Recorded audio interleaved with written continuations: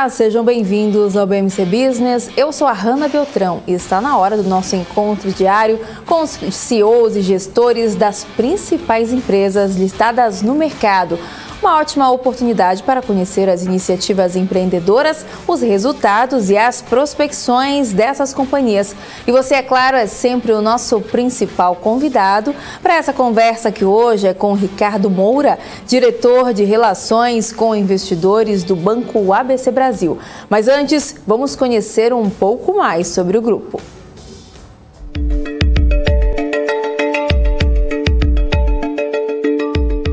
O Banco ABC Brasil é um banco múltiplo, especializado na concessão de crédito e serviços para empresas de médio e grande porte.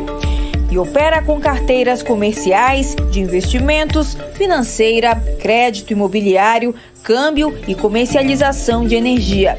A principal linha de negócios do ABC Brasil é a intermediação financeira voltada para operações que envolvam análise de riscos de crédito. As operações estruturadas, principalmente de mercado de capitais e fusões e aquisições, para o financiamento corporativo, complementam esta atividade. O Banco ABC Brasil foi fundado em 1989 e em 2007 passou a ser listado na Bolsa.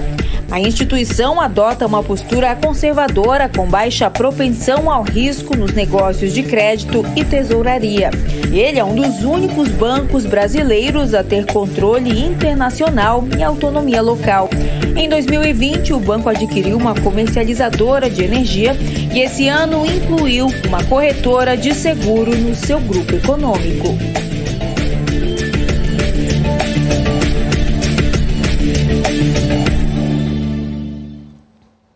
Vamos saber mais, então, sobre o Banco ABC Brasil e começar a nossa conversa com Ricardo Moura, diretor de Relações com Investidores do banco. Olá, olá, Ricardo, seja muito bem-vindo aqui do BMC Business. Boa noite, obrigado pela oportunidade. Boa noite a todos. Imagina, o prazer é todo nosso, pode ficar à vontade aqui. A gente sabe que essa conversa, né, esse papo aqui que a gente vai ter é muito importante para o investidor. Vamos começar então, né, pelo resultado do terceiro trimestre, né, o lucro líquido do Banco ABC mais do que dobrou em comparação com o mesmo período do ano passado. Na sua opinião, quais foram os principais motivos, né, desse salto no lucro? Vamos lá, você teve uma confluência de fatores positivos que influenciaram o lucro nesse trimestre. Então, a margem com clientes, ela foi definitivamente um ponto alto desse TRI, e ela vem num movimento gradual de expansão. Isso foi um dos elementos relevantes. O segundo foi a queda da despesa de provisão. Comparando principalmente com o ano passado, você teve uma queda importante. Nós, no ano passado, tivemos maiores despesas de provisão, resultado de um cenário com menor visibilidade, e agora esse ano você tem um movimento exatamente inverso, né? Além disso, você teve uma subida importante de receita de serviços, nesse trimestre, principalmente na parte de banco de investimentos, com quase 40 milhões de reais somente nessa linha. E por último, acho que vale destacar também, de uma forma um pouco menos significativa, a subida da remuneração do nosso patrimônio líquido, a liquidez, ao CDI, que acaba sendo beneficiada pelo movimento da taxa de juros. E agora, falando em relação à margem financeira, né, que cresceu 26%, e a carteira de crédito expandida a 13%. Como é que vocês avaliam a performance desses indicadores e também do resultado em geral desse trimestre do Banco ABC? Vamos lá, a margem financeira ela vem num movimento bastante positivo. Isso é resultado de uma estratégia que foi implementada há mais ou menos há 1 ano e meio atrás, que se baseia em 3 grandes vetores, né? Primeiro é a diversificação e expansão do número de clientes. Então a gente tem expandido o número de clientes de uma forma importante, mais ou menos 60% nos últimos 18 meses, para te dar uma base. Segundo, o banco vem num movimento de expansão do portfólio de produtos. Então, entramos na área de comercialização de energia, entramos recentemente na área de corretagem de seguros, entramos no segmento middle, que é um segmento de clientes entre 30 a 300 milhões de reais de faturamento anual. Também passamos a oferecer o crédito consignado privado para os colaboradores dos nossos clientes corporativos e assim por diante. E por último, nós passamos a também oferecer produtos para os clientes dos nossos clientes, sejam fornecedores, sejam colaboradores, sejam parceiros desses clientes também, é o terceiro passo da estratégia. Isso tudo vem resultando num aumento da margem financeira e que, por consequência, acaba resultando no aumento do retorno sobre o patrimônio líquido, que nesse trimestre específico atingiu 13,4%. Se eu não me engano, acho que é o quinto trimestre de expansão consecutiva do retorno sobre o patrimônio. E como é que a gente viu no vídeo, né, o Banco ABC é especializado em crédito e serviços para empresas de médio e grande porte também. Como é que está essa demanda por esses produtos atualmente? E também como é que ela se comportou durante a pandemia? Foram momentos distintos, né? No primeiro momento você teve do início da pandemia, você teve uma procura maior pelo crédito, principalmente das grandes empresas que visaram uma procura maior de liquidez. Já no final do processo você teve, principalmente também com as linhas do governo, que fez manobras muito interessantes para dar liquidez para o mercado, principalmente para empresas dessa faixa de faturamento. Você teve uma maior procura para essas linhas que tipicamente tiveram prazos mais alongados. A gente teve bastante procura aqui também nesse segmento.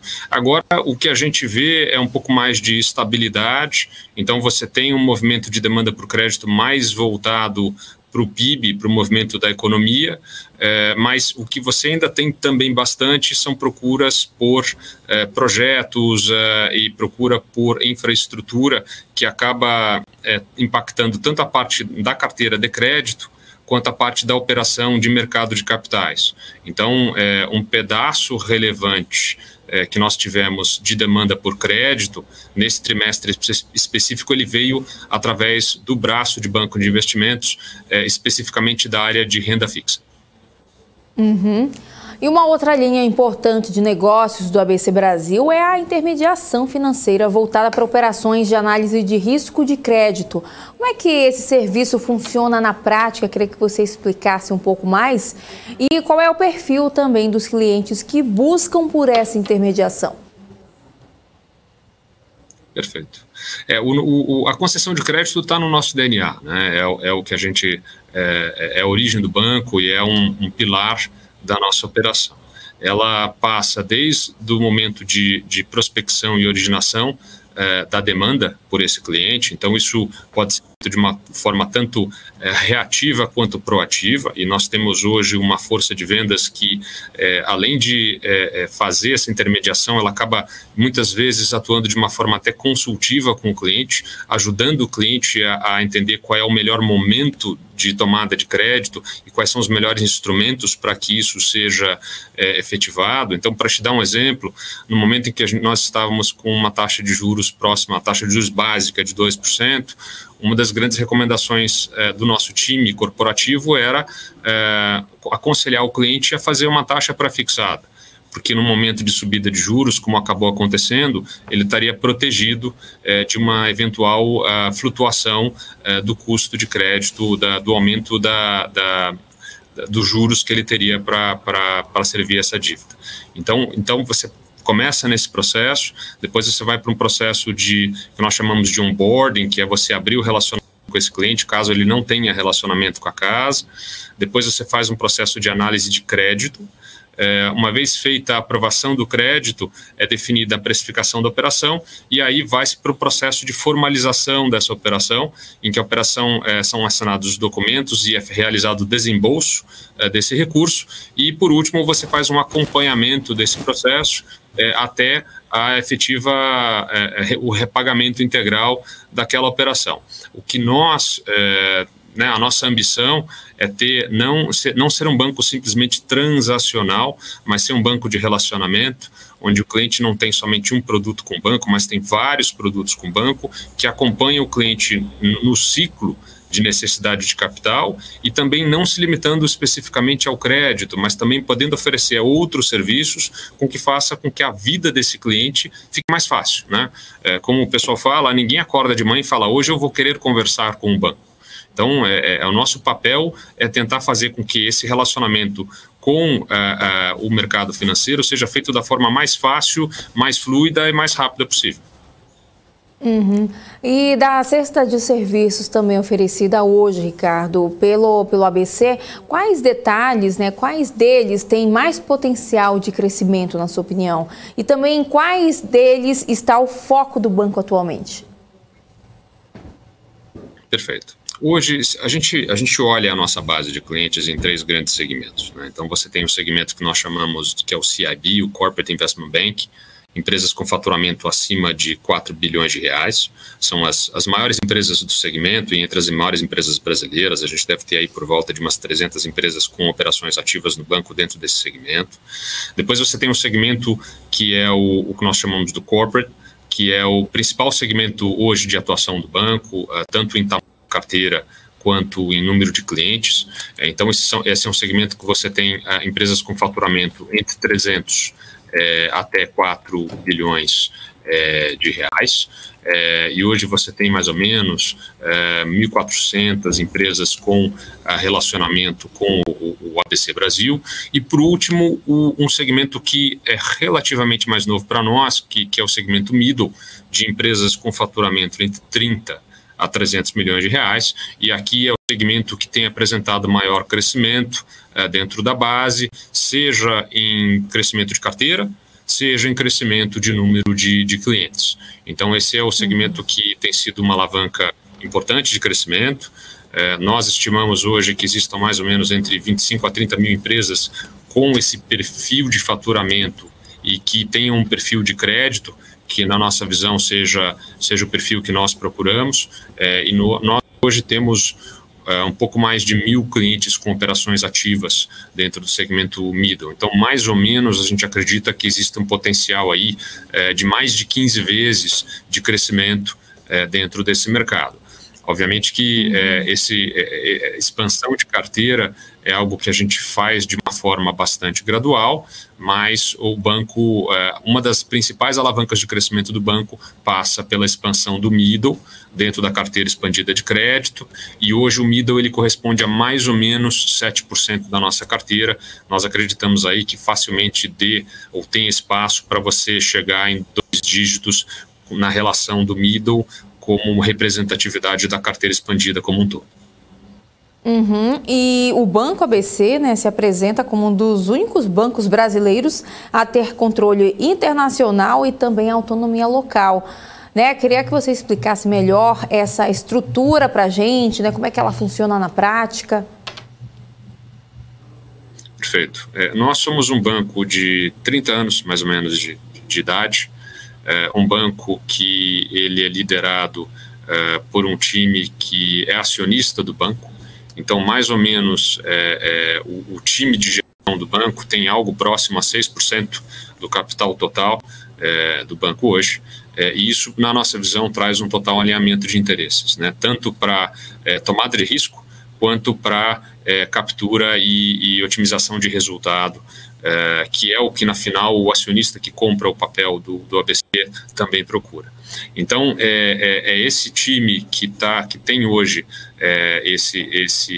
essa participação no capital do banco, que faz a gestão do dia a dia do banco, que se reporta para um conselho de administração, que tem representantes tanto dos acionistas minoritários, o banco tem capital em bolsa desde 2007, e os acionistas minoritários hoje correspondem a mais ou menos 31% do capital total do banco, e a parcela remanescente é detida pelo Bank ABC, que é um banco do Bahrein, que é o controlador do banco, que dá todo o suporte e a solidez que ajuda a nos diferenciar como, vamos dizer, um bom risco de crédito. Então, se você olhar as nossas notas de crédito, que o mercado costuma chamar dos ratings, a gente tem os ratings em linha com as notas de crédito do risco soberano, que é o Risco Brasil, e no caso de uma empresa de rating específica, a gente tem até uma nota acima da nota soberana brasileira. Então, essa solidez desse acionista controlador, ela ajuda muito o banco, principalmente na parte de captação e dando suporte estratégico através do conselho de administração, e o dia a dia da operação do banco acaba sendo feito pelo grupo de liderança, que também, como foi mencionado, tem essa participação minoritária para um alinhamento de interesses. A gente acha que essa combinação de um controlador forte nacional com um grupo de gestão com autonomia, com interesse alinhado e uma governança de uma empresa listada é o melhor balanceamento em termos de governança para que uma instituição financeira consiga atingir um melhor desempenho no médio e no longo prazo. Uhum. E o Banco ABC também está atuando no B2B, né, onde oferece produtos para empresas, mas percebeu também que pode atuar numa mescla entre, né, o B2B com o B2C. Como é que foi esse processo de decisão e como é que tem sido na prática também atuar dessa maneira híbrida? Perfeito. O B2B é o nosso DNA, né, da onde o banco veio, onde o banco tem a maior zona de conforto. E dentro dos processos que o banco teve e continua constantemente tendo de análises de áreas de atuação, chegou-se a uma conclusão em que existe uma oportunidade muito interessante para o banco começar a se expandir nos que nós chamamos nas bordas, né, ou que são os stakeholders dos nossos clientes. Então, seja o fornecedor do nosso cliente, seja o cliente do nosso cliente, seja o colaborador do nosso cliente. Então, como exemplos, né, o crédito consignado privado, que nós começamos recentemente a ofertar, ele se alavanca no relacionamento que o Banco ABC tem com seus clientes corporativos e o relacionamento que ele tem com o CFO, com a área de pessoas, o RH desses clientes, e ele permite oferecer um crédito de uma forma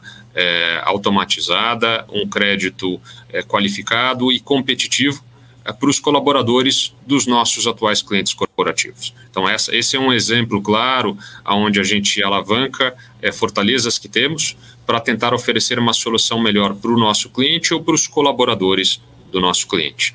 Outro exemplo é uma iniciativa que nós lançamos recentemente, que nós chamamos de Credit to Enterprise, que ela nada mais é do que um crédito digital, que ele é ofertado através de sites de comércio eletrônico, os marketplaces, e nós podemos oferecer linhas de crédito também de uma forma rápida e competitiva para os lojistas desses sites de comércio eletrônico, que são os que nós chamamos os sellers. Então, essa é uma solução que em 5 minutos esse seller pode acessar no site do parceiro, simular um crédito, contratar um crédito e esse crédito vai ser desembolsado no mesmo dia, né? E do outro lado, nós com o relacionamento com esse site de comércio eletrônico, a gente consegue melhorar as qualidades desse crédito contratado, não só com a informação do lojista em si, mas na informação do tipo de relacionamento que esse lojista mantém com o site de comércio eletrônico. Então, é uma operação de ganha-ganha, em que a gente explora o relacionamento, de novo, com o cliente corporativo, e, nesse caso, a gente traz habilidades digitais para conseguir acelerar e melhorar a qualidade do processo de contratação de crédito. E falando agora do cenário econômico, né, a gente tem visto a pressão inflacionária, né, não ceder, e as projeções são de mais altas ainda, né? De que forma esse indicador especificamente impacta nas operações do ABC? Então, a inflação, assim, o cenário macro, de modo geral, ele acaba impactando de diversas formas na demanda de crédito, tá certo? na qualidade desse crédito e em algumas linhas financeiras que nós temos. A inflação, especificamente, ela não tem impacto direto, mas ela pode ter um impacto indireto nos ciclos de crédito e nos movimentos de taxas de juros. Então, no momento em que você tem uma inflação maior, você pode ter um Banco Central voltando a subir os juros, que é um fator que a gente está passando agora, e isso acaba influenciando no custo do serviço da dívida, que é o pagamento de principal e juros, que os nossos clientes acabam tendo. Então, saber entender como funcionam os ciclos de crédito é um dos pilares do nosso negócio, né? Além disso, você ter as estruturas mitigantes de risco de crédito como uma forma enraizada no processo de análise também é algo que faz parte do nosso DNA. Então, a gente sempre monitora isso. Já passamos, durante esses 30 anos, por uma série de ciclos dos mais variados que você possa imaginar. O último foi algo que acho que ninguém pensou que ia viver, que foi uma crise sanitária, né, uma pandemia, que acabou também trazendo outros aprendizados, mas na prática você precisa monitorar esse tipo de movimento para, se for o caso, colocar em prática alguns dos mitigantes de crédito que estão sempre estruturados na base dos processos do banco, seja na posição de liquidez, seja na posição de capital, sejam em colaterais. Então você tem uma série de mecanismos que podem ou não serem acionados dependendo da situação, né? Então, mas o que eu acho que é interessante colocar é que a experiência nesse lado conta muito. Então, o banco vem fazendo esse tipo de atuação nesse segmento específico, né, que é o segmento de dar crédito para empresas, há mais de 30 anos. Então, isso dá para nós um pouco mais de segurança. A gente não deita e berça esplêndido, a gente sabe que tem que estar sempre com a guarda alta, mas isso faz parte do ciclo de crédito e isso é parte do nosso negócio. Perfeito. E o remédio, né, para essa inflação em alta tem sido os reajustes na Selic, né? E sobre isso eu queria te fazer algumas perguntas, né? A primeira é: de que forma isso afeta a concessão de crédito às empresas e também quais medidas o banco adota para diminuir essa exposição? Perfeito. A subida de taxa de juros, ela quando você dá um empréstimo ligado à CDI, ela acaba tendo impacto direto no custo da dívida para aquele cliente, tá certo? Então, muitas vezes a gente tenta passar uma visão consultiva para esses clientes para tentar pegar a solução de crédito que seja melhor para aquele momento. Então, dando um exemplo que a gente mencionou há pouco, quando a taxa estava muito baixa, a melhor, vamos dizer, sugestão para aquele cliente é tentar pegar uma taxa pré-fixada. Então, seria uma taxa que ela não vai se movimentar quando a taxa de juros ou a Selic acabar subindo. Então, é um pouco da recomendação que a gente dá, né? É lógico que no movimento de subida de taxa de juros um pouco mais pronunciado e principalmente mais rápido, a gente precisa ficar muito atento ao comportamento dos atrasos, né? Até agora, até o momento, eles têm estado numa posição muito tranquila. A gente publicou os nossos resultados do terceiro trimestre no final da semana passada. Lá vocês podem ver que o nível de atraso está muito comportado. Então, se vai haver um movimento econômico que possa trazer esse aumento de atraso, nós ainda não sentimos isso na prática. Tá certo? Agora, de qualquer forma, você, mesmo tendo uma situação econômica um pouco mais restrita com o aumento da taxa básica, você tem uma série de mecanismos que podem atuar para mitigar esse risco de crédito. Então, nós temos, por exemplo, para o segmento middle, um nível de provisionamento genérico, que são provisões não específicas para clientes específicos. Ela é uma provisão anticíclica, que ela justamente é colocada lá quase que como um seguro, com uma gordura adicional para ser consumida no momento de ajuste de mercado. E eu acho que o último ponto a ser colocado nessa questão também é que, diferentemente de outros ciclos de crédito, o que nós sentimos hoje é que vários dos nossos clientes estão numa posição de alavancagem e numa posição de liquidez muito mais confortáveis. Então, ao que parece, esse movimento de volta de subida de juros não pegou a maioria dos clientes no contrapé. Então, as empresas vieram num processo de desalavancagem, acho que talvez até um pouco pela pandemia, que trouxe menos visibilidade para o CFO, para o diretor financeiro. Então, as empresas, de um modo geral, estão bem menos alavancadas, com bem menos dívida e com posições de caixa relevantes. Então, isso também é um grande mitigante para o sistema como um todo, que, vamos dizer, as empresas, de uma certa forma, estão bem preparadas para eventuais ciclos de restrição ou de aumento de taxa de juros. Uhum. E falando, né, mais um pouco sobre isso, né, para o banco, a alta da Selic não é, né, de todo ruim, né? E de que forma ela pode ser positiva, né, para a companhia? O nosso balanço, ele primariamente, na parte do ativo, né, da carteira de crédito, ele tem uma parcela pré, mas essa parcela pré é pequena. Ele é primariamente um balanço pós-fixado, né? Então, se você comparar ativo e passivo, existe um casamento muito grande entre os dois. E o que isso quer dizer? Em movimentos de subida ou de descida de taxa de juros, ele traz um impacto muito próximo do neutro, né? Então, existe um casamento muito grande e você não tem um movimento nem negativo nem positivo. Entretanto, o nosso patrimônio líquido, então o nosso PL, ele está investido em liquidez. E aí sim, essa liquidez, ela é investida em títulos públicos e esses títulos públicos, de modo geral, acompanham os movimentos da taxa básica de juros. Nessa linha específica da margem financeira, né, então nós temos 3 linhas na margem financeira: a margem com clientes, a margem com o mercado e a margem que é o patrimônio líquido remunerado ao CDI.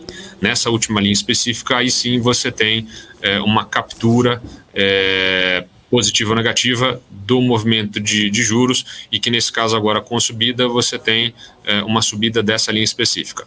Ela acaba sendo uma linha menor na margem financeira. Para dar uma ideia, hoje ela corresponde a mais ou menos 12% da nossa margem financeira. Então, 70% da nossa margem financeira, ela está atrelada em servir clientes, em oferecer linhas de crédito e outros instrumentos para aqueles clientes. Então, respondendo a tua pergunta de uma forma resumida, existe sim um impacto. Esse impacto, ele é levemente positivo, mas não é o maior direcionador do resultado do banco, seja uma subida de juros para cima ou para baixo. Perfeito. E mudando um pouco de assunto, Ricardo, recentemente, né, o Banco ABC começou aí as atividades no mercado de energia como comercializador. Não é tão comum os bancos atuarem nesse setor, né, especificamente. Qual é a estratégia, então, de vocês com essa diversificação? Quais têm sido também os resultados dessa operação do ABC? Perfeito.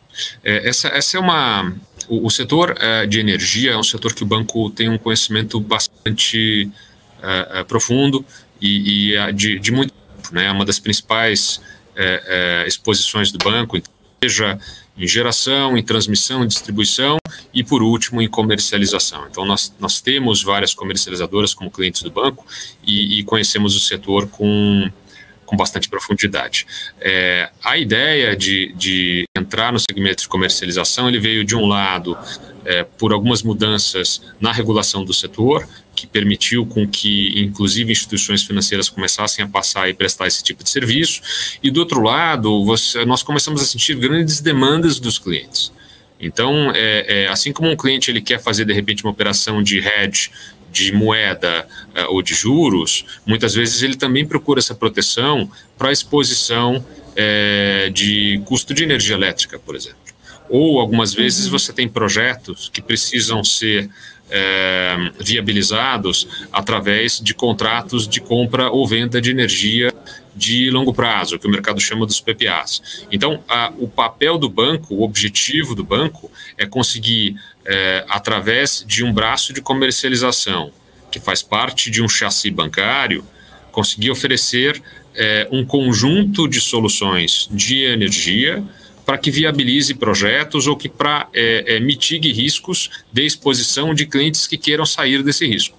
Então, a gente consegue oferecer um portfólio interessante para esses clientes, que eram nossos clientes em outros serviços, e que, por uma falta de ter o produto na prateleira, antes a gente não conseguia oferecer. Agora a gente consegue, e esse é mais um dos exemplos de um pouco da nossa estratégia, né? A gente tem o cliente dentro de casa, o que falta um pouco é ter um portfólio mais amplo de produtos para oferecer. Então, hoje a gente já oferece toda a parte de comercialização de energia, a gente começa a oferecer a parte de corretagem de seguros, e tem outros produtos também que estão aí para chegar. O Credit to Enterprise que a gente falou, a gente começa a oferecer um financiamento através de um canal digital. Então, tudo isso está dentro dessa estratégia, visando aumentar o portfólio de produtos, diminuir a dependência de linhas específicas, e o objetivo final é aumentar o retorno sobre patrimônio estrutural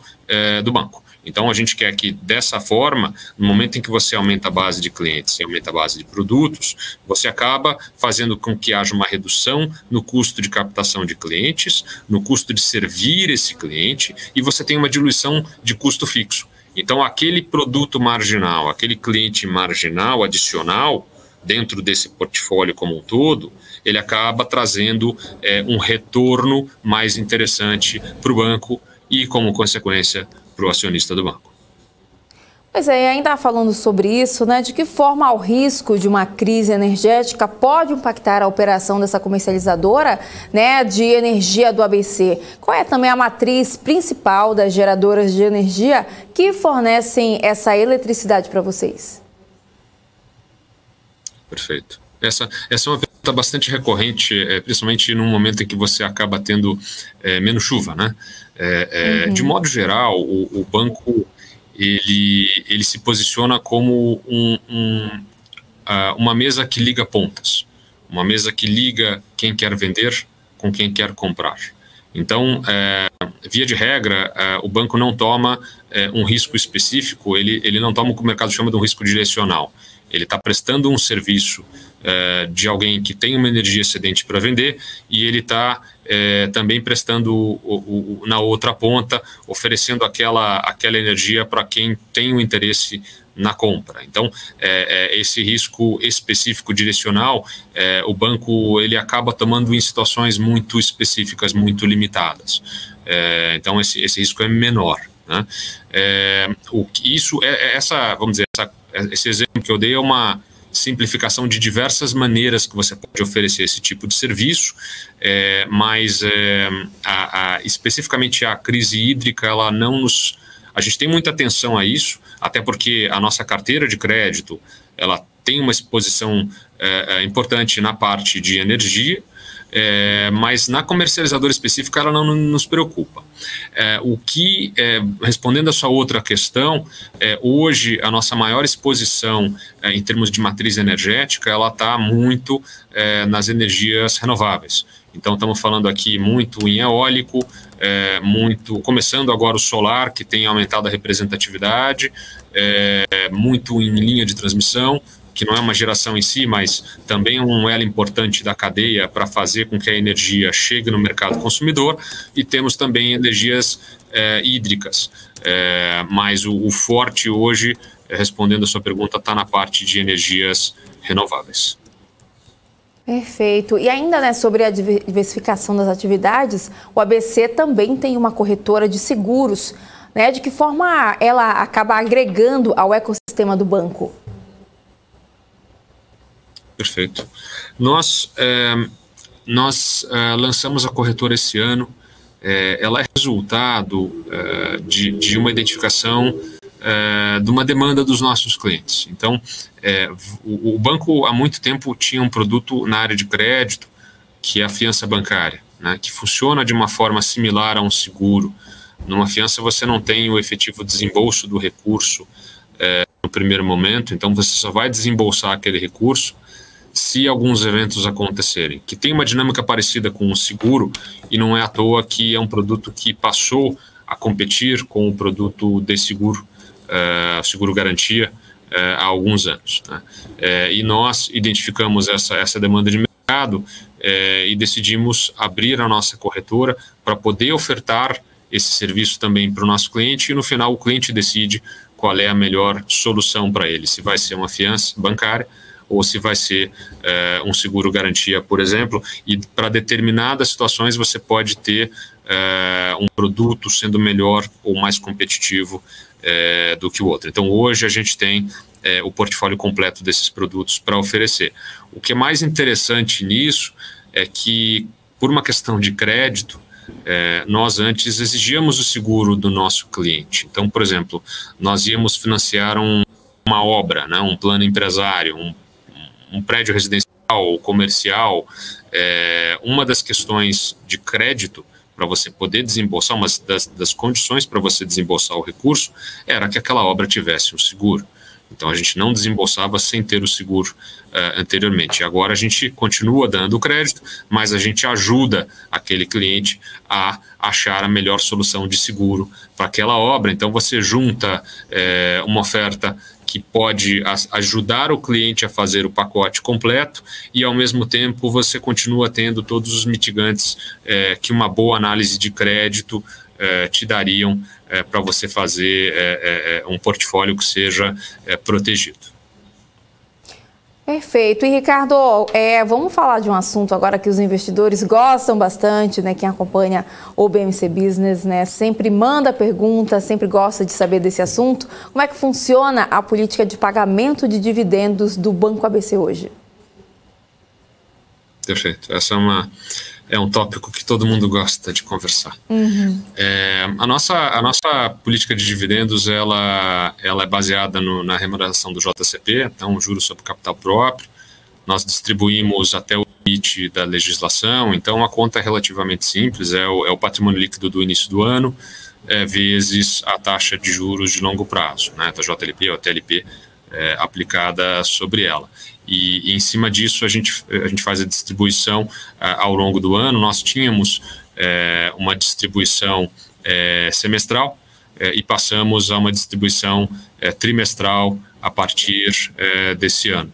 Mas a política de distribuição de dividendo ela acaba sendo mais estável, ela é menos dependente do resultado do banco, então ela acaba sendo uma dinâmica um pouco mais fixa, e acaba dando uma certa previsibilidade em termos de fluxos futuros nessa distribuição. Mas a gente basicamente usa o limite da legislação relacionado ao juros sobre capital próprio. Perfeito. E um outro assunto também que desperta muita atenção dos investidores são as pautas, né, ESG das companhias, né? A gente sempre aborda bastante por aqui. E então queria saber quais são os pilares da companhia de vocês, né? Quais dessas são destaque também no Banco ABC? Perfeito. Esse também é um tema recorrente que vem tomando mais atenção e mais tempo nas conversas. Para nós, isso é um item de primeira, né, no topo da lista. É tema tanto de conversas e de pauta do comitê executivo, quanto do nosso conselho de administração. Então, nós criamos um comitê aqui dentro do banco, na parte de sustentabilidade, que inclui as 3 letras do ESG. Esse tema ele é formado de um grupo multidisciplinar, então você tem um grupo de quase 20 pessoas de diversas áreas do banco, e o objetivo desse grupo é coordenar as iniciativas ESG em diversos pilares. Então você tem pilares de sustentabilidade, pilares de humanidades, pilares institucionais. Então, você tem diversas listas de tópicos que são abordados e desenvolvidos ao longo disso, né? Então, nós, gradativamente, a gente vem trazendo um maior nível de abertura das nossas práticas. Já temos uma área no site com muito mais detalhe do que nós fazemos na parte ESG, e contratamos pessoas para criarem uma área específica aqui dentro sobre risco socioambiental.